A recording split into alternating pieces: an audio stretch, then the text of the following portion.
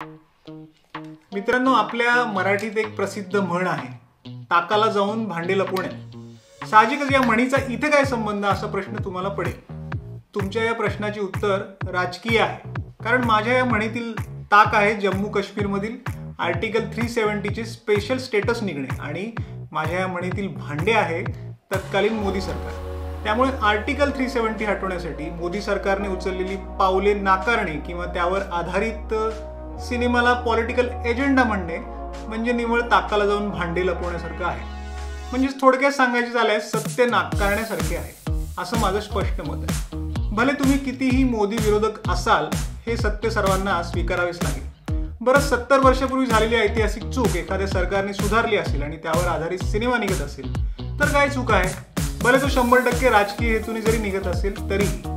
त्यामुळे या रिव्ह्यूच्या सुरुवातीलाच माझी अशा विरोधकांना नम्र विनंती आहे की या सिनेमाच्या भानगडीत तुम्ही पडू नका. तुमचे मानसिक स्वास्थ्य आणखी बिघडू शकते. आता वळूया सिनेमाकडे.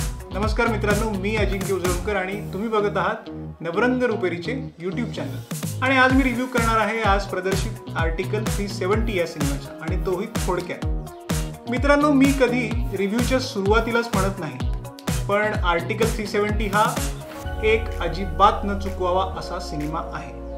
कथेत दाखवलेला घटनाक्रम म्हणजे बुरहान वाणी या अतिरेक्याचा खात्मा, ते अगदी पुलवामा हल्ला आणि नंतर आर्टिकल 370 हटवणे हा अगदी अलीकडच्या काळातील असल्याने मी इथे कथानकाबद्दल काही जास्त बोलणार नाही. पण मित्रांनो, आर्टिकल 370 वर बोलण्यासाठी मला 4 नावे सुरुवातीला घ्यायची आहेत, जी चौघे सिनेमाची खरे नायक आहेत असे मी म्हणेन.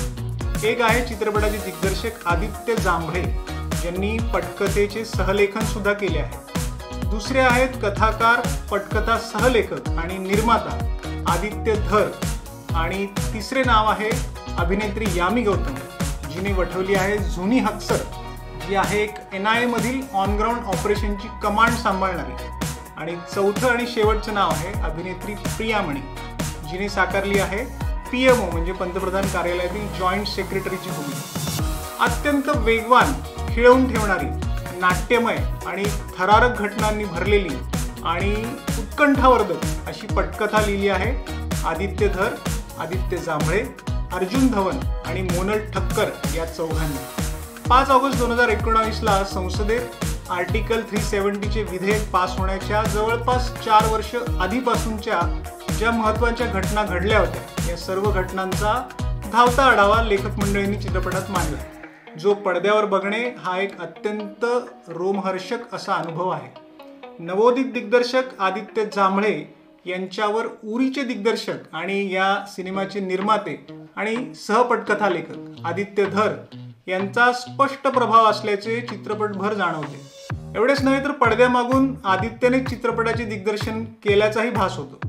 कारण आर्टिकल 370 ची जी कथा सांगण्याची पद्धत आहे, म्हणजे एकानंतर एक चॅप्टर उलगडून दाखवणे, चित्रपटातील जे ॲक्शन सीन्स आहेत, बॅकग्राऊंड म्युझिक आहे, फोटोग्राफी आहे, त्या सर्वच डिपार्टमेंटवर उरीचाच प्रभाव जाणवतो. आदित्य धर आणि आदित्य जांभळे यांनी पटकथेत म्हणजे स्क्रिप्टमध्ये आणि दिग्दर्शनात, डायरेक्शनमध्ये कुठलेही कच्चे दुवे राहणार नाहीत याची पुरेपूर काळजी घेतल्याने चित्रपट स्टार्ट टू एंड कुठेच पकड सोडत नाही. आता या 2 आदित्यच्या नंतर आर्टिकल 370चा हा जवळपास 2 तास 40 मिनिटांचा ड्रामा बघण्याची आणखी 2 प्रमुख कारणे ठरतात.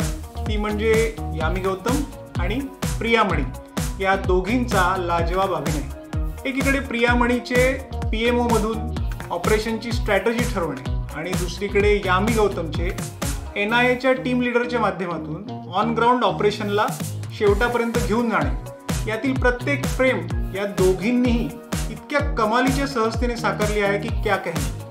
थर्सडे आणि चोर निकल के भागा नंतर यामीने परत एकवार आपण किती कमालीची अभिनेत्री आहोत हे इथे सिद्ध केलंय. चित्रपटातील तिचा प्रत्येक सीनमधील आश्वासक असा अभिनय आणि त्यातील सहजता अगदी फॅन्टॅस्टिक म्हणावी लागेल. हॅट्स ऑफ टू यामी. तीच गत प्रियामणीची.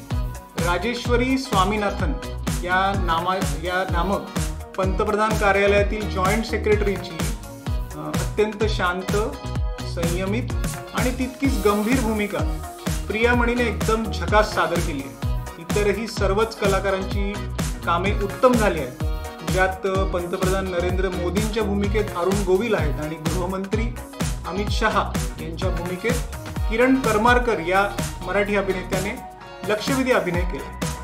आता कथा, पटकथा, दिग्दर्शन आणि अभिनय या 4 पिलरवर भक्कम उभ्या असलेल्या या सिनेमाच्या इतर तांत्रिक बाजू म्हणजे छायांकन असेल किंवा बॅकग्राऊंड म्युझिक असेल किंवा एडिटिंग असेल किंवा स्पेशल इफेक्ट्स असतील, ॲक्शन सीन्स असतील, या सर्व तितक्याच मजबूत आहेत. एकूणात मित्रांनो, तुमचे तत्कालीन आणि सध्याच्या सरकारशी असलेले राजकीय मतभेद बाजूला ठेवत सहकुटुंब आणि सहपरिवार बघावा अशी अप्रतिम कलाकृती म्हणजे आर्टिकल 370. जसे काही निर्णय हे राजकीय मतभेदाच्या पलीकडे जाऊन देशाच्या एकतेशी, अखंडतेशी आणि सुरक्षेशी निगडीत असतात, त्याचप्रमाणे त्यावर आधारित सिनेमा सुद्धा मतभेदाचा तो चष्मा बाजूला काढून बघायचे असतात. मी या सिनेमाला देतोय 5 पैकी 4 स्टार. चुकवू नका आणि हो, थिएटरमध्येच जाऊन बघा असा माझा आग्रह राहील, कारण हिट, सुपरहिटच्या पलीकडेही तुमचा अशा कलाकृतींना मिळणारा सकारात्मक प्रतिसाद बरंच काही बोलून जात असतो, बरोबर ना? मग अजिबात वाट बघू नका आणि केवळ सिनेमागृहातच जाऊन बघा. मित्रांनो, तुम्हाला आमचा आजचा आर्टिकल 370चा रिव्ह्यू कसा वाटला आम्हाला नक्की सांगा आणि नवरंग रुपेरीच्या YouTube चॅनलला सबस्क्राईब करा. धन्यवाद.